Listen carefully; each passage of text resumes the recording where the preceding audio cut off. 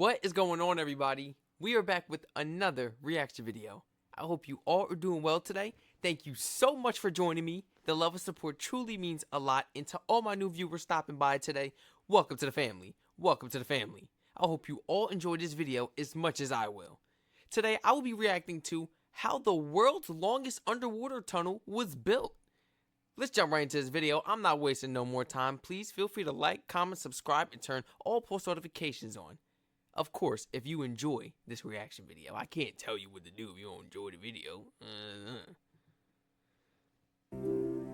Flanked by two powerful European nations, the English Channel has long been one of the world's most important maritime passages. Yet for most of its history, the channel's rocky shores and stormy weather made crossing a dangerous prospect.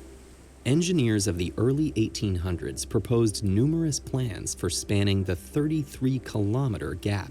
Their designs included artificial islands linked by bridges, submerged tubes suspended from floating platforms, and an underwater passage more than twice the length of any existing tunnel. By the end of the century, this last proposal had captured European imagination. The invention of the tunnel boring machine and the discovery of a stable layer of chalk marl below the seabed made this fantastic tunnel more feasible. But the project's most urgent obstacles were ones no end. Now, how much does that cost? Like $10 million? How much does that one thing cost? I've always wondered how underground tunnels were built, like underwater. Because when you go from New York City to Jersey City, you have to go through an underground bridge, like an underground tunnel to get to the other side. Either way, there's no choice. And there's water on top of you, and I always try to have my windows down and listen, but all you hear is cars and honking. I just be really curious, where's the water? Are we really surrounded by water? And when you look around on the signs inside of the tunnel, oh yeah, you surrounded by nothing but water and electricity. The two scariest things on this planet other than fire. I'm like, oh, you don't want to be trapped in here, man. And it always led me to wonder, how did they get from one side to the other underground? How do you separate the water? How do you go under and not get water on the inside of the tunnel? You see what I'm saying? And we about to find out. Oh. Thank you so much for recommending this. At the time, Britons viewed their geographic isolation as a strategic advantage, and fears about French invasion shut down plans for the tunnel. The rise of aerial warfare rendered these worries obsolete, but new economic concerns arose to replace them. Finally, 100 years after the initial excavation, the two countries reached an agreement. The tunnel would proceed with private funding. In 1985, a group of French and British companies invested the modern equivalent of £14 billion, making the tunnel the most expensive infrastructure project to date. The design called for 3 separate tunnels, one for trains to France, one for trains to England, and one service tunnel between them. Alongside crossover chambers, emergency passages, and air ducts, this amounted to over 200 kilometers of tunnels. In 1988, workers began excavating from both sides, planning to meet in the middle. Early surveys of the French coast revealed the site was full of fault lines. These small cracks let water seep into the rock, so engineers had to develop waterproof boring machines. The British anticipated drier conditions and forged ahead with regular borers. You see what I'm saying, man? Water can seep through any crevice. Water is annoying. You cannot escape water. Water is undefeated. I just don't see, the most they could do is just keep on patching it, right? Keep on patching it. Or you gotta put another layer in there in order to block the water from seeping through. But yet again, you gotta stop that issue of the water seeping in. So yeah, you gotta patch. You're gonna have to seal some things or something, man. Some underground welding or something. And that's where the welders come in handy. Our underground welders, our water welders. Shout out to them. That's a high paying career. For my men who don't know what to do in life, go look into that. I think you only got to work like once a year. Use grout Once a to year. seal the cracks created in the borer's wake, and even work ahead of the main borer to reinforce the chalk about to be drilled. With these obstacles behind them, both teams began drilling at full speed. Boring machines weighing up to 1,300 tons drilled at nearly 3.5 meters per hour. As they dug, they installed lining rings to stabilize the tunnel behind them, making way for support wagons following each machine. Even at top speed, work had to proceed carefully. The chalk layer followed a winding path between unstable rock and clay, punctured by over 100 boring holes made by previous surveyors. Furthermore, both teams had to constantly check their coordinates to ensure they were on track to meet within 2 centimeters of each other. To maintain this delicate trajectory, the borers employed satellite positioning systems, as well as paleontologists who used excavated fossils to confirm they were at the right depth. During construction, the project employed over 13,000 people and cost the lives of 10 workers. What? But after 2.5 years of time, Cause the lives? Who would have ever thought people would have lost their lives on the job? What? Well, how? I hope he tells us how. tunneling, the two sides finally made contact. British worker Graham Fagg emerged on the French side, becoming the first human to cross the channel by land since the Ice Age. There was still work to be done, from installing crossover chambers and pumping stations to laying over 100 miles of tracks, cables, and sensors.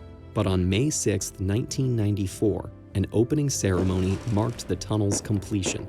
Full public service began 16 months later, with trains for passengers and rail shuttles for cars and trucks.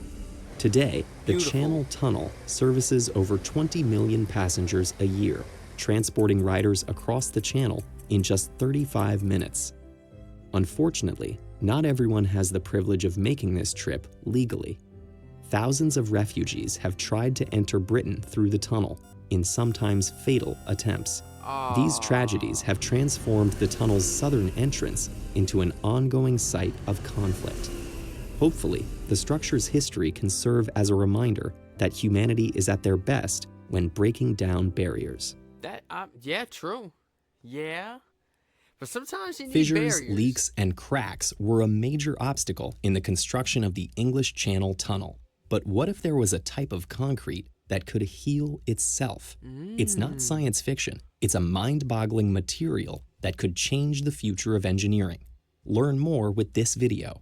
Oh, you gonna give me the video right here? You not gonna give it to me in this video? Okay, I guess. You got me, man. I wish you would have included it in this video. A self-healing concrete. So when the water seeps through, what is it? Just gonna make the concrete hard and just dry up again? Like, what do you mean by that? Because I'm trying to think of a legitimate way to stop that water from seeping through. You know, altogether. I don't want to have a self... Because what if you can't rely on the concrete 100%? What if it's not, you know, self-healing, should I say, 100%? Or what if it's just too much water seeping in at the same time and it can't heal fast enough? Then what? See, now I kind of want to watch that video, man. You know, and I used to have so many questions as a kid as to how these underwater tunnels were built. And I remember asking my mom as a kid too, you know, she was probably frustrated. Oh, she was probably frustrated with all the questions I had as a kid. Cause I would, Mommy, how they build this? But how they get it underwater? But wait, I was asking questions like, but there's lights on. You talk about we underwater, but how the lights on? And she used to just get annoyed and be like, be quiet. And I could understand her aggravation, especially if you don't know how it was built. I mean, come on now. She didn't build the underwater tunnel.